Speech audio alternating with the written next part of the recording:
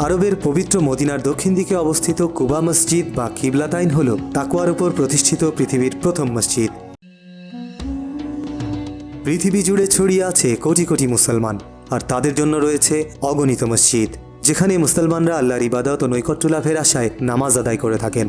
আমাদের রাজধানী শহর ঢাকাতেই রয়েছে প্রায় 10,000 মসজিদ, আর সারা দেশে রয়েছে প্রায় 2.5 লাখ।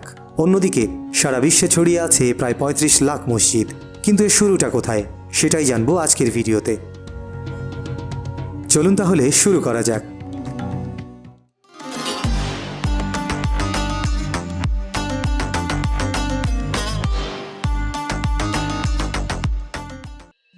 মুসলমানদের মসজিদ নির্মাণের ধারা শুরু হয় মহানবী হযরত মুহাম্মদ সাল্লাল্লাহু আলাইহি ওয়াসাল্লামের ইসলাম প্রচারের সময় থেকে। আরবের পবিত্র মদিনার দক্ষিণ দিকে অবস্থিত কুবা মসজিদ বা কিবলাতাইন হল তাকওয়ার উপর প্রতিষ্ঠিত পৃথিবীর প্রথম মসজিদ।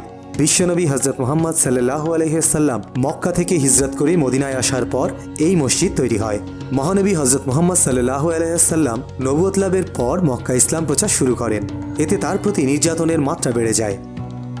এরপর মহানবী মুহাম্মদ সাল্লাল্লাহু আলাইহি ওয়াসাল্লাম 622 খ্রিস্টাব্দের 22 সেপ্টেম্বর আল্লাহর নির্দেশে প্রিয় সাহাবী হযরত আবু বকর রাদিয়াল্লাহু তাআলা আনহুকে সঙ্গে নিয়ে মদিনার উদ্দেশ্যে রওনা করেন।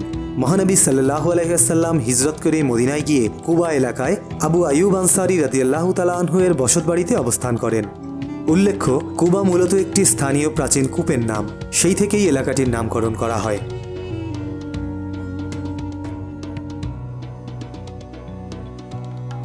ইতিহাসবিদদের মতে দ্বিতীয় হিজরতে সাওয়াদ বিন গানাম গোত্রের লোকেরা এই মসজিদটি নির্মাণ করেন এবং মহানবী হযরত মুহাম্মদ সাল্লাল্লাহু আলাইহি ওয়াসাল্লাম যখন মসজিদের ভিত্তি স্থাপন করেন তখন কেবলার দিকে প্রথম পাথরটি তিনি নিজ হাতে বসিয়েছিলেন। তারপর হযরত আবু বকর রাদিয়াল্লাহু তাআলা আনহু দ্বিতীয় পাথরটি বসান। তৃতীয় ব্যক্তি হিসেবে পাথরটি রাখেন হযরত উমর রাদিয়াল্লাহু তাআলা আনহু। এর সাথেই যৌথভাবে মসজিদের নির্মাণ কাজ শুরু হয়। মাটি, পাথর, খেজুর পাতা ও খেজুর ডাল দিয়ে তৈরি হয় সেই মসজিদ।